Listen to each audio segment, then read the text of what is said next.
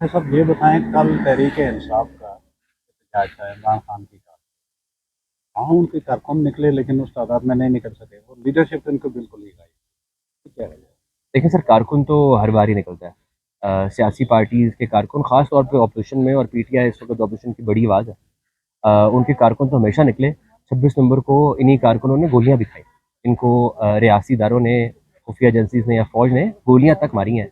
उसके बाद इनकी लाशों को अस्पताल से गायब भी किया गया, जख्मियों को गायब किया गया। वो लाशें मुझे पर्सनली पता है कि लोगों से एफिडेविट लेके वापस की गई, या फैमिलीज एफिडेविट देंगी कि हादसे में मरे हैं, गोली से नहीं मरे, रियासती बंदूक की गोली से नहीं मरे, हमारे टैक्सों के पैसों की बंदूक की गोली से नहीं मरे। ये लिख के देंगे, तभी जो है उनको बॉडी वापस मिलेगी तदफीन के लिए। तो कारकुन ने तो हमेशा ही कुर्बानी दी और खड़ा हुआ है। लीडरशिप का फुकदान है, लीडरशिप का बहुत सीरियस फुकदान है कि इस वक्त ऐसी कोई लीडरशिप मौजूद नहीं है जिसपे जो कारकुनों को लेकर आगे चले और जिसके पास क्लैरिटी हो।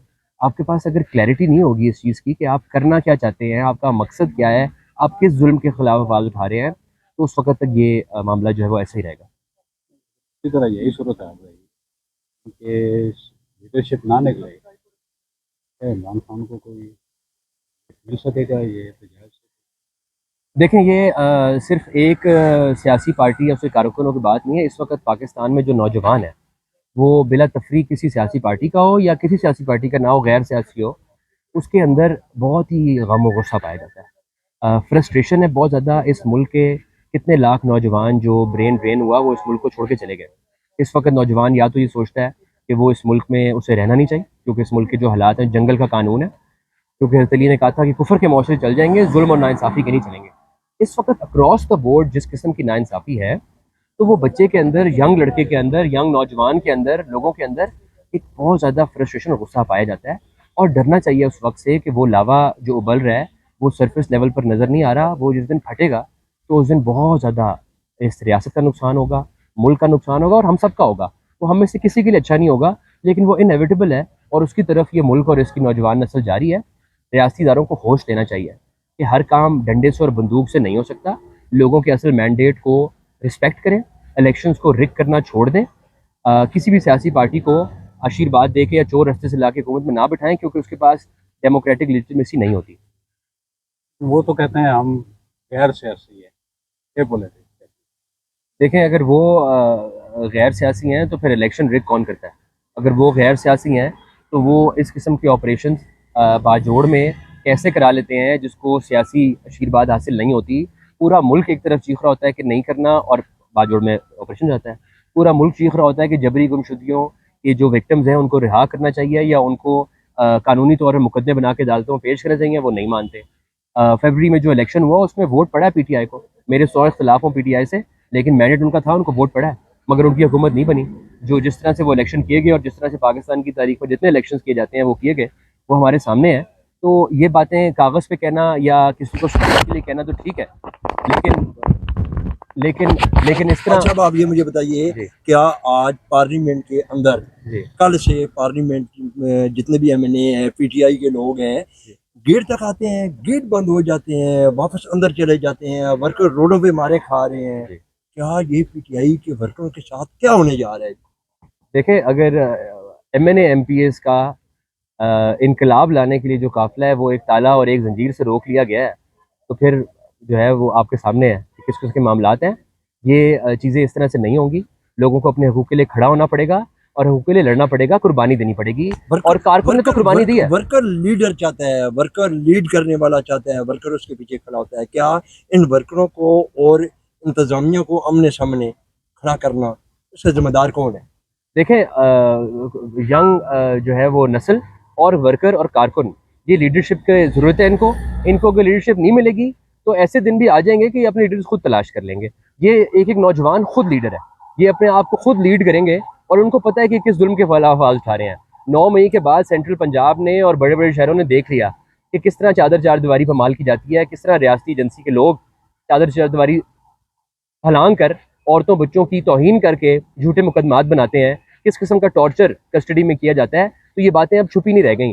हम बांग्लादेश के वाकयात और किस्से सुनते थे, अब हमने पाकिस्तान में वो देख लिया खुद हमारे साथ होते हुए। तो इसके बाद लोग, अगर लीडरशिप की फुकदान होगा तो खुद लीडर अपने तलाश कर लेंगे, और अवामी जो तहरीकें होती हैं वो इस तरह ही चलती हैं और अपने लीडर खुद तलाश कर लेती हैं। हाजी साहब, आप और आपकी मिसेस ईमान, हर उस गरीब, उस बेसहारा लोगों के साथ खड़ी होती है। आप ये मुझे बताएं कि क्या कौमी असम्बली के अंदर ये जो बलोच, जिन लोगों के बच्चे नहीं हैं, जिन लोगों के खामन नहीं है, उनके भाई नहीं है, इनके लिए कोई आवाज़ उठाएगी?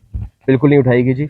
और मैं आपने जो अभी पहले ही बताया कि कौमी असम्बली के दरवाजे पर रोक लिया गया एमएनए एमपीज़ को और वो बाहर ही नहीं आ सके, इतने कमज़ोर थे या इतनी उनकी नीयत थी इनकलाब ढाने की। तो मैं आपको बताऊं कि ये लम्हा फ़िक्रिया है कि इस कौम का नौजवान, इस कौम का हर शहरी, वो अब पार्लियामेंट को एक रबर स्टैम्प समझता है।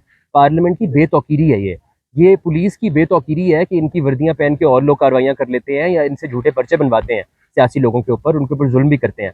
तो ये एक एक इदारे को बाय प्लान, चाहे वो अदलिया का इदारा हो, चाहे पार्लियामेंट का हो, चाहे मीडिया का हो, उसके साथ ये बेतौकीरी जो की जा रही है, जो लोगों को दिखाया जा रहा है, इससे इदारे कमज़ोर तो होंगे, लेकिन इसके बाद इन इदारों के पाबंद भी लोग अपने आप को नहीं समझेंगे और इन इदारों से उम्मीद लगाना भी छोड़ देंगे। और जब वो निज़ाम अदल से, पार्लिमान के निज़ाम से उम्मीद लगाना छोड़ देंगे तो उसके बाद अनारकी है।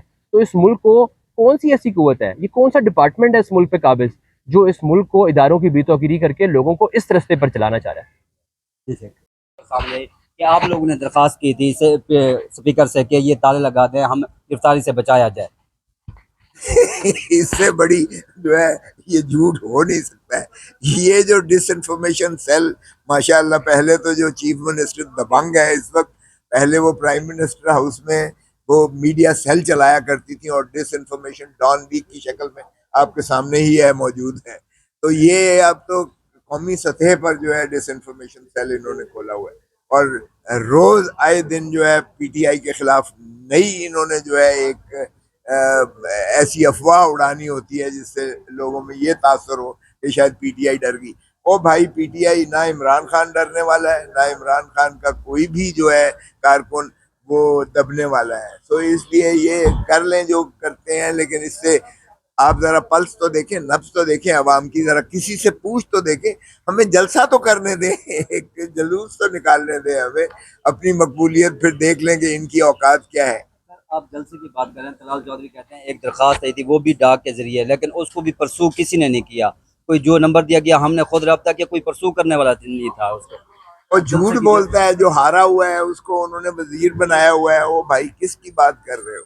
इन लोगों की जिनको अवाम ने मुस्तरद किया, आप उनकी बात को मुस्तरद समझते हो, झूठ बोलते हैं। ये सारी आपकी सारे मीडिया ने वो जो है खबरें दी हैं कि हमने अप्लाई किया, लाहौर में भी अप्लाई किया हमने, यहाँ भी अप्लाई किया हमने तो हर शहर में अप्लाई किया कि हमें जो है जो मुकाम आप देना चाहते हो दे दो। हमने मीनार पाकिस्तान मांगा था लाहौर में और इसका मुतबादिल भी हमने कहा जो आपने मुकाम देना है हमें कोई उसका जो है नहीं है। 5 अगस्त गुजर गया, अब नया प्लान 14 अगस्त को आएगा, नहीं अभी आएगा इंशाल्लाह, आप देखें।